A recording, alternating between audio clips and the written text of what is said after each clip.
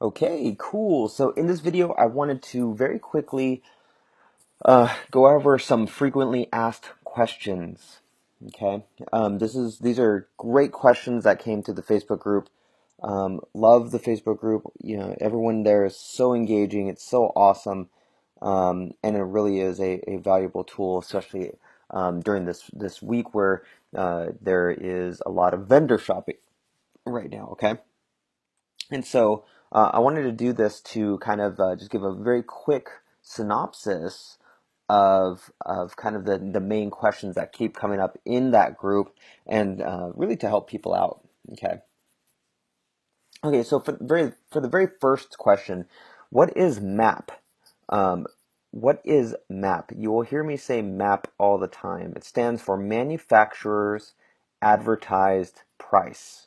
Okay, Manufacturer's Advertised Price. What this essentially means is that the manufacturer does not want you to advertise this product's price less than a certain amount. Okay, so say if the map, so you're going to have a couple of different things. You're going to have your MSRP, your manufactured suggested retail price. So your MSRP might be, say, $6.99. Okay, um, you will also have, not in all cases, you don't even have to worry about it if someone doesn't have MAP.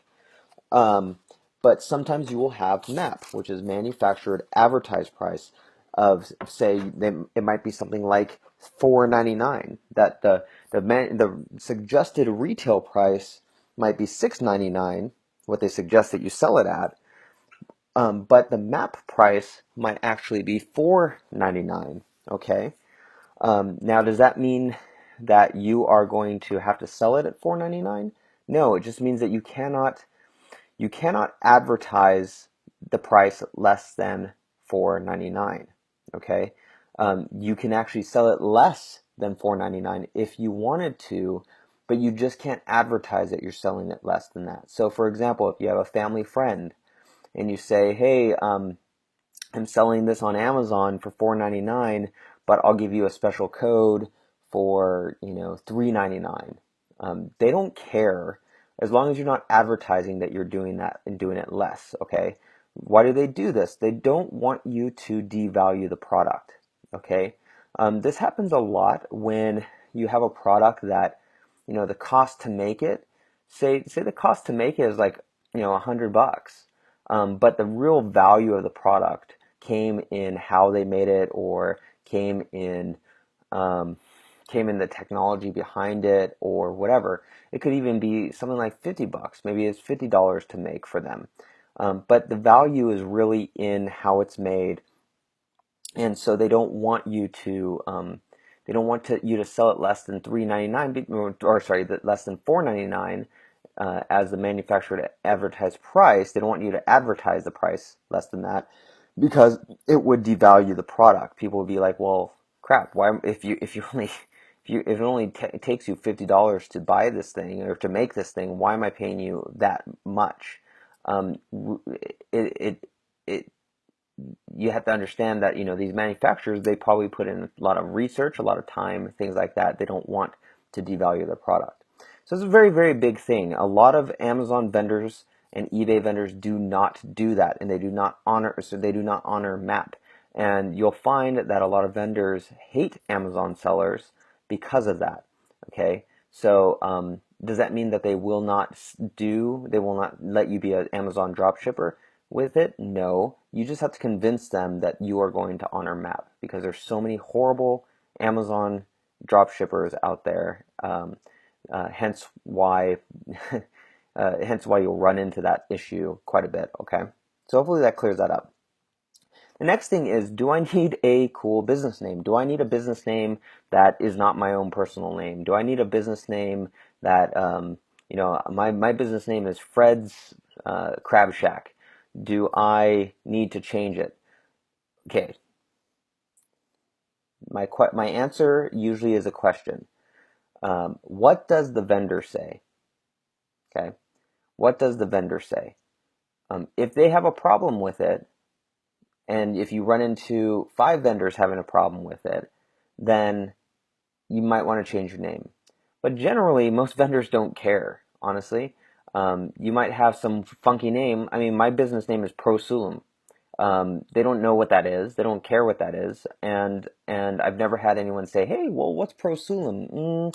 Doesn't sound like you're going to be able to sell my Cracker Jacks or whatever it ends up being because you have a funny name." Talk to the vendor, okay? Don't let these little excuses, don't let these little things get you in the way of calling up vendors, okay? You call 10 vendors, you're gonna get between 2 and 4 of them accepting you, okay? That's a huge conversion rate. But don't let, the idea of, well, my name doesn't sound right or whatever, my business name doesn't sound right, or I don't have a DBA or whatever. Don't let those things get in the way, okay? Um, cool. Also, question that comes up is like, what if the vendor says X? So, we do have those templates that are in there, but sometimes you'll run into something where the vendor kind of throws you a curveball. You know, you have to think of it from the vendor's point of view that they want to be working with partners who are going to bring in a win-win situation for their business. That's why I always tell people to be positive. In fact, I had someone who had a vendor who said, "Hey, are they accepted and approved them, and then they said, "Oh, hey, yeah, by the way, are you trying to sell on, going to be selling on Amazon? Because we're getting rid of all our Amazons. We're going to map pricing, and we're getting rid of all our Amazon sellers." Well, they came to me and they're like, "Well, what do I say? What do I say? What do I say?" Um, you, the thing that I always tell people is try to be as positive as possible. You have to see it from their point of view. Try to be as positive as possible. So, my response to something like that is, wow, that's a great idea. That's awesome that you're going to map pricing. Yeah, I totally get why you don't, why you are having problems with Amazon sellers. Most of them don't honor map, and they really, jack up the pricing and stuff like that.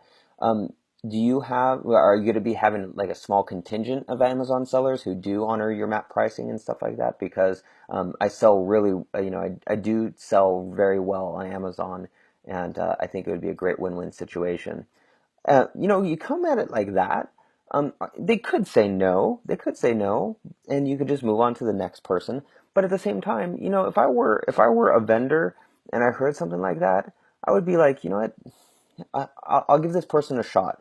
Um, I'll give this person a shot because they see why I want to get rid of these Amazon guys and why I'm going to map pricing. I'll definitely give them a shot. And the cool thing is, if you get in good with that, you can even say, I would love to, I'd love to help you out on also, trying to find violators for your map pricing or whatever. You know, uh, it was going to take them 6 months to clean up everything, they said, to this particular person. And, to get help cleaning up all the Amazon people who are selling their stuff below map and all that stuff, that's huge to the vendor. So trying to come from a positive aspect is always a great thing, okay? You might have people who say, hey, you don't have a website. And you say, yeah, no, yeah, you're right. I don't have a website. One of the reasons being is I found that I'm able to sell much, much more on Amazon, and it ends up turning out to be a great win-win situation because I'm able to focus on one platform, with a lot of that has a lot of customers. Um, or if they say, hey, they say, hey, what's your brick and mortar store? I don't have a brick and mortar store. I do all my sales online, and I've been, I'm well established, and it's just easier it's easier to be able to get in front of customers that way. Um, it's really just kind of turning the situation back to a positive to them. Because remember, you're selling yourself to them. Okay, you're selling yourself to them, um, so that they trust you and they're willing to be partners with you. Because that's really what's happening is you're becoming a partner with someone. Okay, you're essentially saying, hey, I want to take a percentage of your sales, because that's essentially what's happening. I want to take a percentage of your revenue, and because I'm going to take a percentage of your revenue, I'm going to market for you, and I'm going to market in a way that's beneficial to you. Um, and so that's what you should be looking at whenever people kind of give you objections. I used to do sales, selling timeshares and just general sales, doing web development and things like that. And one of the things is any type of objection, anytime you get a no, that is that's when the selling starts. Okay, that's when you hop on the phone and if someone says, hey, are you going to be selling on Amazon? Because I'm not sure, I don't think we're going to go with Amazon sellers anymore. You hop on the phone and you say, hey, I saw your email, thank you so much for replying. I know your time's busy, and I appreciate you letting me know about the Amazon thing. I totally get it. I totally get it. I've been selling on Amazon for a while. Or you can just say, if you haven't been selling on Amazon for a while, you can say, I totally understand. There's so many Amazon sellers that don't honor MAP pricing, and they're kind of all over the place, and it really devalues your product and stuff like that. Do you need I would love to, if you're going to have a small contingent of Amazon sellers, I would love to be a part of it, and I'll also help you find MAP people who are violating MAP or whatever. Um, by hopping on that phone and really being able to sell to them in person like that over the phone makes a huge difference, guys. That's what wins people over. Okay. Um, and then lastly, we'll do this last frequently asked question. What should the price break be from the vendor? Some people have gotten vendors where they're like, hey, yeah, you get 10% off. Dude, I can get 10% off by going to Kohl's and giving a coupon. I can get 10% off by going to a Kohl's manager and saying, hey, I've been at Kohl's, I've been shopping at Kohl's for 10 years, and can I get 10% off this thing? Or else you're not going to have me as a customer anymore. 10% off is crap. Okay, I mean, just have to think of it that way. Do you really think anybody out there who's doing any type of reselling brick and mortar business is gonna be able to do buy something at 10% discounted? No, of course not. Um, are there products where it can only be 10%? Yeah, I guess so. But generally, what happens is you're running into a situation where um, you're not really dealing with the manufacturer. You're dealing with someone who is a reseller but also does wholesale. Essentially, what they're doing is they're buying wholesale from the manufacturer. They're on they advertise on their site that, hey, we're a distributor, and you can get these things wholesale, and so on and so forth.